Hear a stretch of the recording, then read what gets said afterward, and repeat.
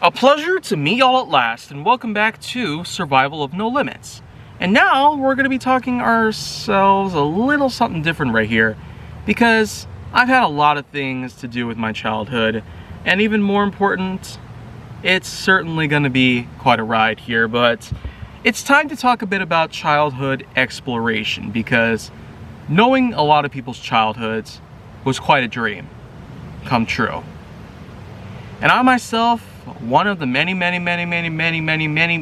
people out there to go explore in the wilderness, had such a huge kick for the environment.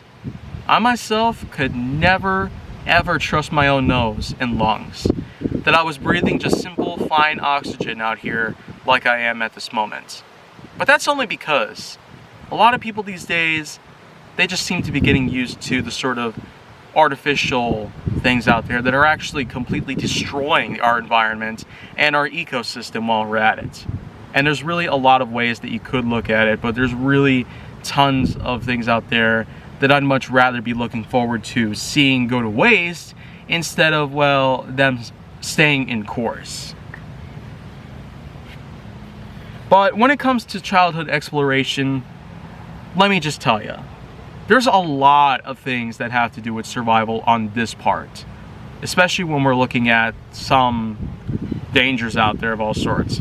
High cliffs, high falls, falling trees, lightning strikes, animal attacks, water floods and drownings and fires. All sorts of things could take place. Exploration itself,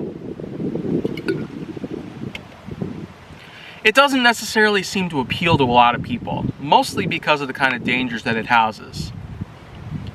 But it is still something rather than nothing. Living life out in the urbanized lifescape out there is more of a sprawl than it is a paradise. It's more of a desolate wasteland than it is, well, a promised land. But the way I see it, it's something that is always going to remain in our lives. Nature has no boundaries by any means.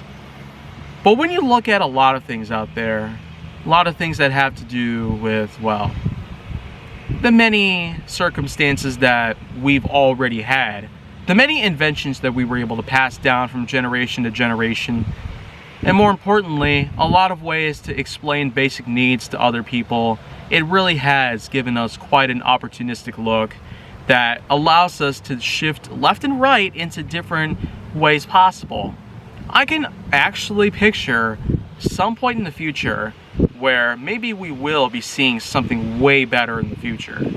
In the year 2100, or 2200, or 2300, or 2400, or 2500, we'll probably be looking at ourselves in a much bigger and more advanced way.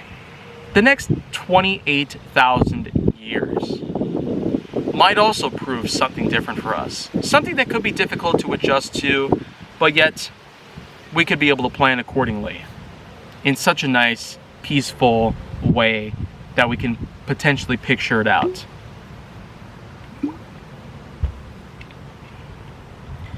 But you know what though? I'm actually going to be looking at a lot of different things.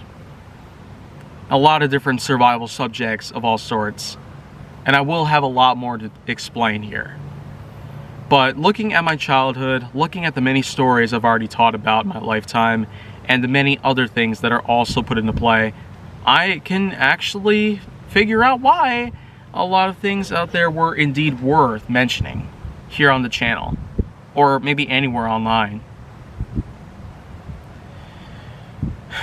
But still, there's quite a long pathway I have yet to take before I even come close to finishing up on all this. So if you want to see more go down on my channel, then make sure that you like, subscribe, comment, follow me on social media, and stay on the Hollywood side.